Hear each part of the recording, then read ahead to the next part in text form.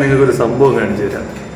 കുറെ മുന്നേ ജബലാലി പോർട്ടിൽ നടന്ന ബ്ലാസ്റ്റിന്റെ ബാക്കി പുകപടലമൊക്കെയാണ് അവിടെ കാണുന്നത്. ഇവിടെ ഗ്രൗണ്ടിൽ ക്രിക്കറ്റ് കളി, ഇവിടെ ആൾക്കാരെല്ലാം നോർമലായിട്ട് അവരുടേതായ കാര്യങ്ങൾ നോക്കി തുടങ്ങിയിട്ടുണ്ട്. ഇവിടെ കറണ്ട്ലി ഇപ്പോൾ ഒരു പാനിക് സിറ്റുവേഷനുള്ള സംഭവങ്ങളൊന്നുമില്ല, എല്ലാം കഴിഞ്ഞെന്ന് തന്നെ വിശ്വസിക്കുക. കാര്യമെന്ന് വെച്ചാൽ അവരുടെ പ്രധാന ലക്ഷ്യം US നേവൽ ബേസ് ആയിരുന്നു ജബലാലി പോർട്ടിലെ. അതവർ ആളപായമൊന്നും ഇല്ലെങ്കിലും അവർ ലക്ഷ്യം കണ്ടിട്ടുണ്ടെന്നാണ് എനിക്ക് തോന്നുന്നത്. കാര്യം ഇന്നലെ രാത്രി മുതലേ നല്ല മിസൈൽസ് ഡ്രോൺസിനെല്ലാം ഡിഫൻസ് സിസ്റ്റം ഇൻ്റർസെപ്റ്റ് ചെയ്യുന്നുണ്ടായിരുന്നു. പക്ഷേ ഇന്നലെ രാത്രി 2 അവിടെ വീണ സൗണ്ട് കേട്ടു, വീഡിയോ എല്ലാം ഉണ്ടായിരുന്നു.